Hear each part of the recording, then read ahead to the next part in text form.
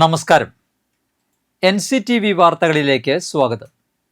ഞാൻ KR ശശികുമാർ. ആദ്യം പ്രധാന വാർത്തകൾ. നെല്ലു സംഭരണം നിലച്ചതോടെ ദുരിതം പേറി കർഷകർ. കാവല്ലൂരിലെ 200ഓളം കർഷകരുടെ കൊയ്തുനെല്ല് മഴ നനഞ്ഞ് പാതയോരത്തും വീട്ടുവളപ്പിലും കിടന്ന് മുളച്ചു നശിക്കുന്നു. ചാലക്കുടി മേലൂർ കുന്നപ്പള്ളിയിൽ മദ്യപിച്ചുണ്ടായ തർക്കത്തിനിടെ മധ്യവയസ്കൻ വെട്ടേറ്റു മരിച്ചു. വേലുപ്പാടം പൗണ്ട് സെന്ററിൽ റോഡരികിൽ വർഷങ്ങളായി കൂട്ടിയിട്ടിരിക്കുന്ന മരക്കഷ്ണങ്ങൾ യാത്രക്കാർക്ക് അപകട ഭീഷണിയാകുന്നതായി പരാതി. അളഗപ്പനഗർ പാലക്കുന്ന് ആണ്ടിക്കുന്ന് കാവല്ലൂർ റോഡിന്റെ നിർമ്മാണം ആരംഭിച്ചു. സംസ്ഥാനത്ത് സ്വർണ്ണവിലയിൽ നേരിയ കുറവ്. പവന് 92,040 രൂപയിലെത്തി.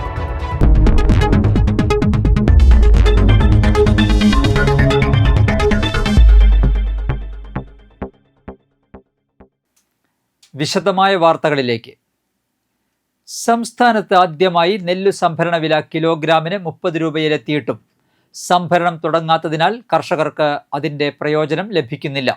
കാവല്ലൂർ, പൂക്കോട്, വട്ടനാത്ര, പച്ചളിപ്പുറം പാടശേഖര സമിതിക്ക് കീഴിലെ 200ഓളം കർഷകരുടെ കൊയ്ത നെല്ല് മഴ നനഞ്ഞ് പാതയോരത്തും വീട്ടുവളപ്പിലും കിടന്ന് മുളച്ച് നശിക്കുന്നു.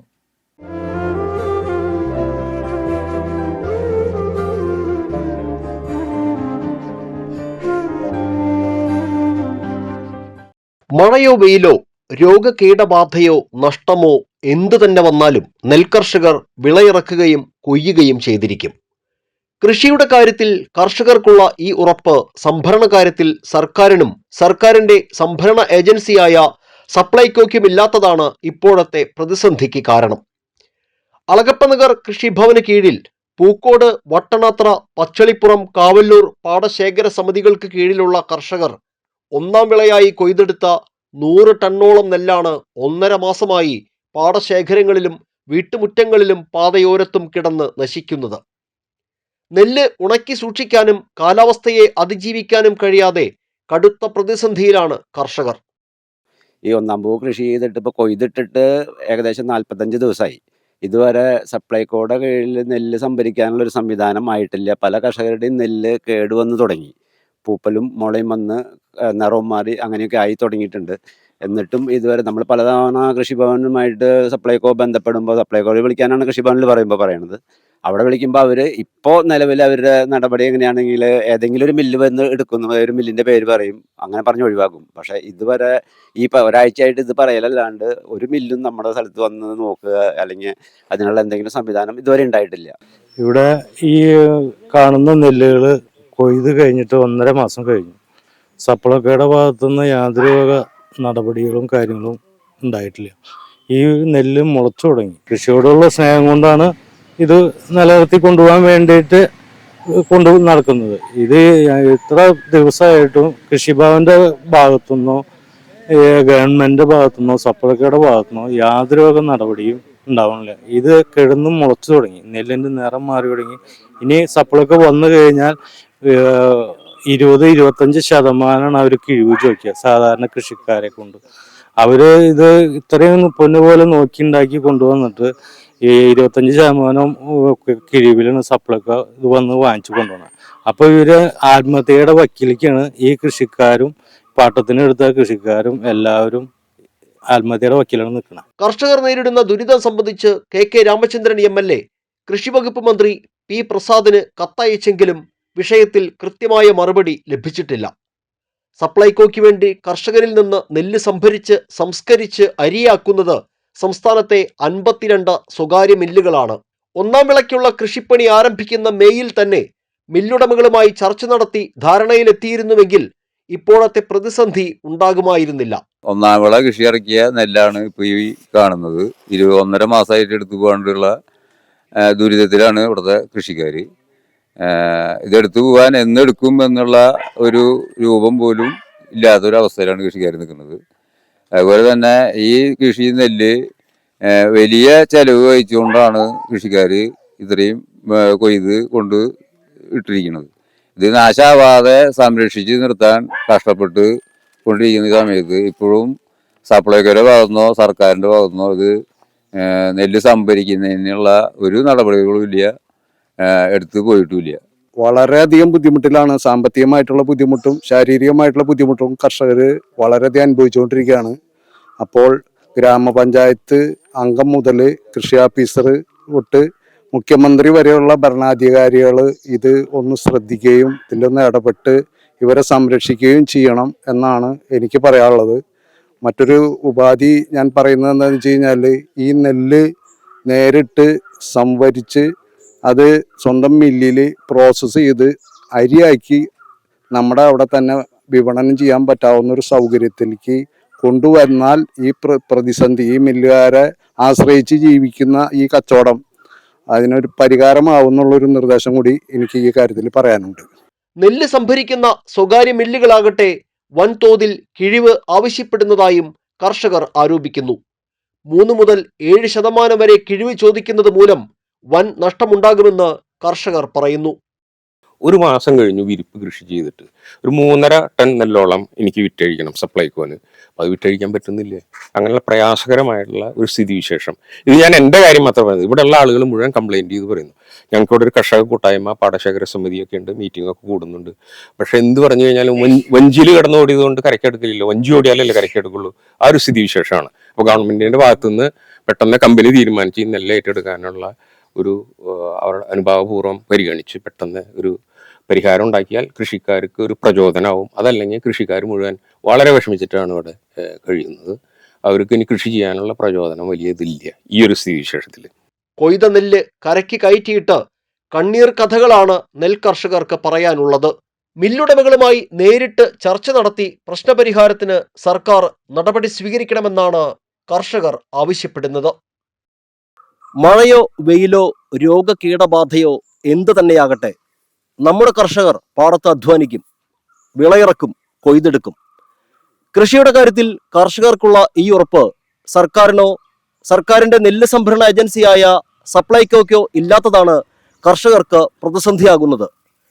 തദ്ദേശ തെരഞ്ഞെടുപ്പിന് മുന്നോടിയായി നെല്ല് സംഭരണ വില 30 രൂപയായി ഉയർത്തിയിട്ടുണ്ട്. പക്ഷേ ഇതിന്റെ പ്രയോജനം കർഷകർക്ക് ലഭിക്കുന്നുണ്ടോ? ഈ കിടക്കുന്നത് കർഷകന്റെ വിയർപ്പാണ്, അധ്വാനമാണ്. നമുക്ക് അന്നം തരുന്ന കർഷകന്റെ കണ്ണീർ അധികൃതർ കാണാതിരിക്കരുത്. ക്യാമറമാൻ നന്ദുവിനൊപ്പം ആൻഡ്രോ കല്ലേരി, NCTV ന്യൂസ്, പുതുക്കാട്. ചാലക്കുടി മേലൂർ കുന്നപ്പള്ളിയിൽ മദ്യപിച്ചുണ്ടായ തർക്കത്തിനിടെ മധ്യവയസ്കൻ വെട്ടേറ്റു മരിച്ചു. കുന്നപ്പള്ളി മംഗലത്ത് സുധാകരനാണ് മരിച്ചത്. വേലുപ്പാടം പൗണ്ട് സെന്ററിൽ റോഡരികിൽ വർഷങ്ങളായി കൂട്ടിയിട്ടിരിക്കുന്ന മരക്കഷ്ണങ്ങൾ യാത്രക്കാർക്ക് അപകട ഭീഷണിയാകുന്നതായി പരാതി. അപകട ഭീഷണിയിലായ മല്ലിമരം വർഷങ്ങൾക്ക് മുൻപ് അധികൃതർ മുറിച്ചിരുന്നു. ആ തടിയാണ് റോഡരികിൽ കൂട്ടിയിട്ടിരിക്കുന്നത്. തടിക്കൂട്ടം കാടുമൂടിയും മാലിന്യം നിറഞ്ഞും പാമ്പിനും മാലിന്യത്തിനും ആവാസ സ്ഥലമായി മാറിയിരിക്കുകയാണ്. അപകടങ്ങൾ ഉണ്ടാകുന്നതിന് മുൻപ് മരക്കഷ്ണങ്ങൾ മാറ്റി അപകട സാധ്യത ഒഴിവാക്കാൻ അടിയന്തര നടപടി ഉണ്ടാകണമെന്നാണ് നാട്ടുകാരുടെ ആവശ്യം. ഇത് സംബന്ധിച്ച് മനുഷ്യാവകാശ പ്രവർത്തകനായ സുരേഷ് ചെമ്മനാടൻ കിഫ്ബി ഉദ്യോഗസ്ഥർക്ക് പരാതി നൽകി. അളഗപ്പനഗർ ഗ്രാമപഞ്ചായത്തിലെ പാലക്കുന്ന് ആണ്ടിക്കുന്ന് കാവല്ലൂർ റോഡിന്റെ നിർമ്മാണോദ്ഘാടനം KK രാമചന്ദ്രൻ MLA നിർവഹിച്ചു. ഗ്രാമപഞ്ചായത്ത് പ്രസിഡന്റ് K. രാജേശ്വരി അധ്യക്ഷത വഹിച്ചു. Kodakara block panchayat president KM ചന്ദ്രൻ മുഖ്യാതിഥിയായി പങ്കെടുത്തു. ഗ്രാമപഞ്ചായത്ത് അംഗം PS പ്രീജു, ജിഷ്മ രഞ്ജിത്ത്, കൊടകര ബ്ലോക്ക് പഞ്ചായത്ത് അംഗം ടെസി വിൽസൺ എന്നിവർ പ്രസംഗിച്ചു. മുഖ്യമന്ത്രിയുടെ തദ്ദേശ റോഡ് പുനരുദ്ധാരണ പദ്ധതിയിൽ ഉൾപ്പെടുത്തി 25 ലക്ഷം രൂപ ചിലവിലാണ് നവീകരണം. കർണാടകയിൽ നിന്നുള്ള സൈക്കിൾ അഭ്യാസികൾ മോനോഡിയിൽ നടത്തിയ സൈക്കിൾ യജ്ഞം നാട്ടുകാർക്ക് വിസ്മയ കാഴ്ചയായി. കർണാടകയിലെ മൈസൂർ, ഹാസൻ എന്നിവിടങ്ങളിൽ നിന്നുള്ള 6 അംഗ സംഘമാണ് സൈക്കിൾ യജ്ഞവുമായി എത്തിയത്. മോനോഡി കനാൽ പരിസരത്തുള്ള നടന കലാവേദി ഓഫീസിന് മുന്നിൽ ഒരുക്കിയ താൽക്കാലിക വേദിയിലാണ് സൈക്കിൾ അഭ്യാസവും നൃത്തപരിപാടികളും അവതരിപ്പിച്ചത്. 4 ചക്ര വാഹനങ്ങളുടെ സ്റ്റിയറിംഗ് പോലുള്ള വട്ടം തിരിക്കാൻ പാകത്തിലുള്ള ഹാൻഡിലുള്ള സൈക്കിളിൽ ഇരുന്ന് അസാമാന്യ മെയ്വഴക്കത്തോടെ മൈസൂർ മഞ്ജുനാഥും സഹപ്രവർത്തകരായ ലക്ഷ്മണ ഗോപിനാഥൻ എന്നിവരും ചേർന്ന് കാഴ്ചവെച്ച അഭ്യാസ പ്രകടനങ്ങൾ കാണികളെ വിസ്മയം കൊള്ളിച്ചു. തമിഴ്, ഹിന്ദി, മലയാളം ഹിറ്റ് ഗാനങ്ങൾക്കനുസരിച്ചുള്ള നൃത്തപരിപാടികളും സൈക്കിൾ അഭ്യാസത്തിനിടെ അരങ്ങേറി.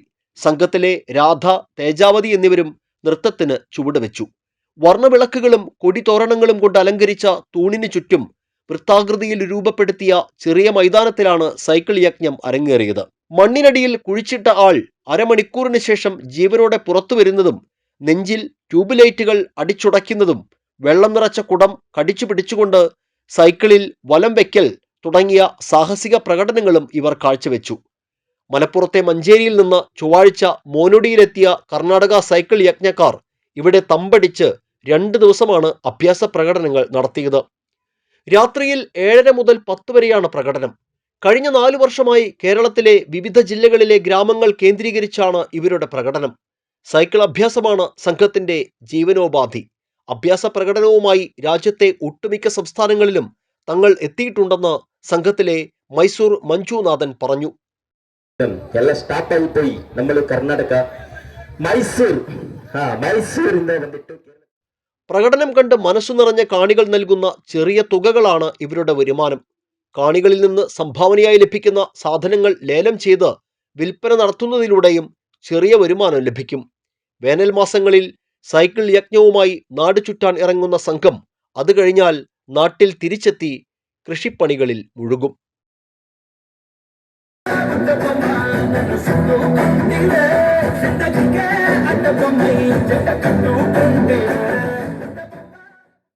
തദ്ദേശ തെരഞ്ഞെടുപ്പിന്റെ പശ്ചാത്തലത്തിൽ സംസ്ഥാനത്തെ പൊതുവിദ്യാലയങ്ങളിൽ ക്രിസ്മസ് പരീക്ഷാ തീയതികളിൽ മാറ്റം വരാൻ സാധ്യത. ക്രിസ്മസ് അവധിക്ക് മുൻപും ശേഷവുമായി 2 ഘട്ടങ്ങളിലായി പരീക്ഷ നടത്താനാണ് സാധ്യത. വിദ്യാഭ്യാസ ഗുണനിലവാര അവലോകന സമിതി യോഗത്തിലാകും അന്തിമ തീരുമാനം വരിക. 2025-26 വിദ്യാഭ്യാസ കലണ്ടർ അനുസരിച്ച് ഡിസംബർ 11 മുതലാണ് 2ാം പാദ വാർഷിക പരീക്ഷകൾ നടക്കാനിരുന്നത്. തദ്ദേശ തെരഞ്ഞെടുപ്പ് തീയതിയും വോട്ടെണ്ണലും പ്രഖ്യാപിച്ചതോടെയാണ് പരീക്ഷാ ദിവസങ്ങൾ മാറുന്നത്. ഡിസംബർ 9, 11 തീയതികളിലാണ് തെരഞ്ഞെടുപ്പ്. ഡിസംബർ 13-നാണ് വോട്ടെണ്ണൽ. ക്രിസ്മസ് അവധിക്ക് മുൻപും ശേഷവുമായി 2 ഘട്ടങ്ങളിലായി പരീക്ഷ നടത്താനാണ് ഇപ്പോഴത്തെ ആലോചന. വോട്ടെടുപ്പ് കേന്ദ്രങ്ങളിൽ ഭൂരിപക്ഷവും സ്കൂളുകളാണെന്നതും അധ്യാപകർക്ക് തെരഞ്ഞെടുപ്പ് ഡ്യൂട്ടിയുള്ളതും പരിഗണിച്ചാണ് തീരുമാനം. നിലവിലെ സാഹചര്യത്തിൽ ഡിസംബർ 5 കഴിഞ്ഞാൽ അവധി ദിനങ്ങളും വോട്ടെടുപ്പും വോട്ടെണ്ണലിനും ശേഷം മാത്രമേ പരീക്ഷ നടത്താനാകൂ. ഡിസംബർ 13-ന് തെരഞ്ഞെടുപ്പ് ഫലം വന്നു കഴിഞ്ഞാൽ പിന്നെ ക്രിസ്മസ് അവധിക്ക് മുൻപ് 15 മുതൽ 19 വരെ 5 പ്രവൃത്തി ദിവസങ്ങളാണ് ഉള്ളത്. 20 മുതൽ 28 വരെയാണ് സ്കൂളുകൾക്ക് ക്രിസ്മസ് അവധി. 2ാം ഘട്ട പരീക്ഷകൾ ഡിസംബറിലെ അവസാന ദിവസങ്ങളിലും ജനുവരി ആദ്യ വാരത്തിലുമായി നടത്തേണ്ടി വരും. നൂലുകെട്ട് ചടങ്ങിന് ശേഷമുണ്ടായ തർക്കത്തെ തുടർന്ന് യുവാവിനെ തലക്കടിച്ചു കൊലപ്പെടുത്താൻ ശ്രമിച്ച കേസിൽ 2 പ്രതികൾ റിമാൻഡിലേക്ക്. മാള വലിയ പറമ്പിൽ വാടകയ്ക്ക് താമസിക്കുന്ന തിരുവനന്തപുരം സ്വദേശികളായ കാട്ടാക്കട, ആലമുക്ക്, നാക്കര റോഡ്, ഫീനിക്സ് വീട്ടിൽ യദു കൃഷ്ണ, പൂവച്ചൽ, ശാസ്താകോണം അശ്വതി ഭവനിൽ ആദർശ് എന്നിവരെയാണ് തൃശൂർ റൂറൽ പോലീസ് അറസ്റ്റ് ചെയ്തത്. നവംബർ 10-നായിരുന്നു സംഭവം.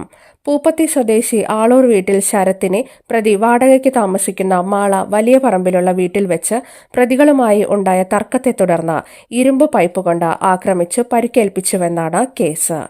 യദുകൃഷ്ണയുടെ കുട്ടിയുടെ നൂലുകെട്ട് ചടങ്ങ് നവംബർ 10-നായിരുന്നു. യദുകൃഷ്ണന്റെ ഭാര്യയുടെ ചേച്ചിയുടെ ഭർത്താവാണ് ശരത്ത്. ആദർശ് യദുകൃഷ്ണന്റെ സുഹൃത്താണ്. 2 പേരും നൂലുകെട്ട് ചടങ്ങിൽ പങ്കെടുക്കാൻ വന്നതാണ്. ആദർശ് തിരുവനന്തപുരം ജില്ല ആര്യൻകോട്, കോവളം, ആര്യനാട് പോലീസ് സ്റ്റേഷൻ പരിധികളിലായി ഒരു പോക്സോ കേസിലും മയക്കുമരുന്ന് ഉപയോഗിച്ച ഒരു കേസിലും മനുഷ്യജീവന് അപകടം വരുത്തുന്ന പ്രവൃത്തി ചെയ്ത ഒരു കേസിലുമടക്കം 3 ക്രിമിനൽ കേസിലെ പ്രതിയാണ്. Irinjalakuda DYSP CL Shaju, Mala police station SHO Sajin Sasi, SI G Rasheed, GSI Sudhakaran, GASI Najeeb Bava, GSCPO Sharafuddin എന്നിവരാണ് അന്വേഷണ സംഘത്തിൽ ഉണ്ടായിരുന്നത്. സംസ്ഥാനത്ത് സ്വർണ്ണവിലയിൽ നേരിയ കുറവ്. പവന് 240 രൂപ കുറഞ്ഞ് 92,040 രൂപയിലാണ് വ്യാപാരം നടന്നത്. ഗ്രാമിന് 30 രൂപ കുറഞ്ഞ് 11,505 രൂപയാണ് വില. ചൊവ്വാഴ്ച രാവിലെ ഈ മാസത്തെ ഏറ്റവും ഉയർന്ന നിരക്കിലെത്തിയ സ്വർണ്ണവില വൈകുന്നേരം 92,280 കുറഞ്ഞിരുന്നു. 92,600 രൂപയിൽ നിന്നാണ് 92,280 കുറഞ്ഞത്. രാജ്യാന്തര വിപണിയിലെ ചാഞ്ചാട്ടമാണ് കേരളത്തിലും പ്രതിഫലിക്കുന്നത്. ഇനി കാണാം ഇൻഫോടോക്ക്.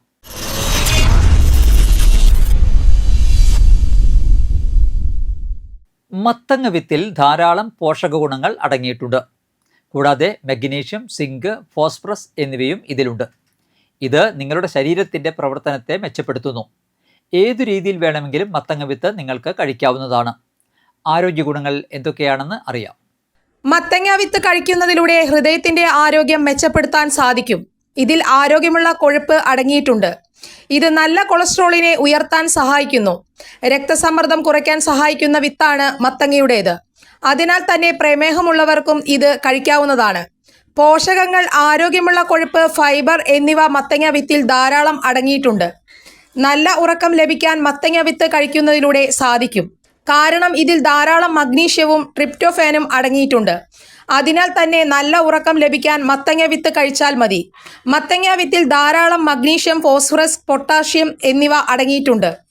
ഇത് ശരീരത്തിന്റെ പ്രവർത്തനത്തെയും എല്ലുകളുടെ ആരോഗ്യവും മെച്ചപ്പെടുത്തുന്നു. കൂടാതെ നല്ല ദഹനം ലഭിക്കാനും ഹൃദയത്തെ പിന്തുണയ്ക്കാനും ഇതിന് സാധിക്കും. കാലാവസ്ഥ.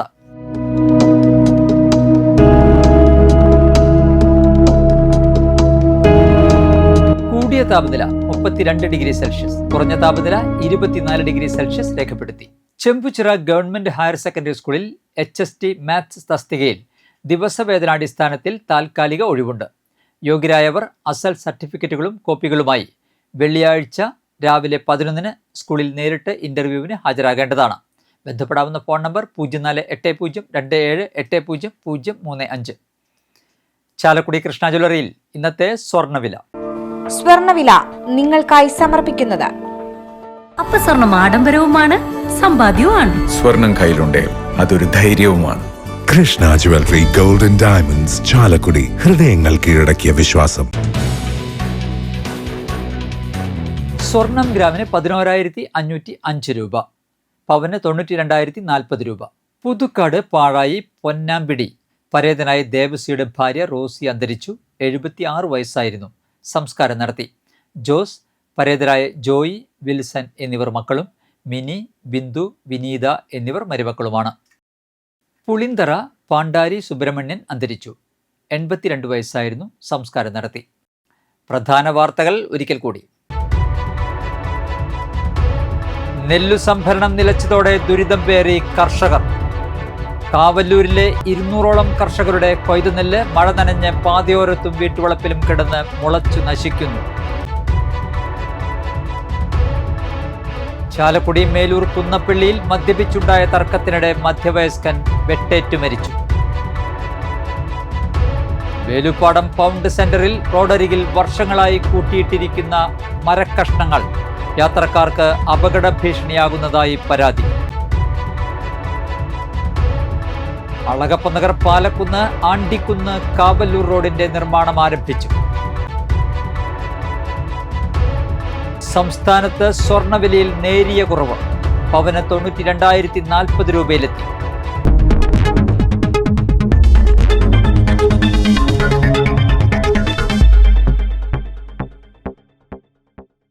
ഇതോടെ ബുള്ളറ്റിൻ പൂർണ്ണമാകുന്നു. പുതുക്കാട് മേഖലയിലെ പ്രധാന സംഭവങ്ങളുടെ വാർത്താ ക്ലിപ്പുകളും ഡെയിലി ന്യൂസും NCTV ന്യൂസ് എന്ന യൂട്യൂബ് ചാനലിൽ ലഭ്യമാണ്. ന്യൂസ് ബുള്ളറ്റിൻ എല്ലാ ദിവസവും രാത്രി 9 മുതൽ യൂട്യൂബിൽ ലഭ്യമാണ്.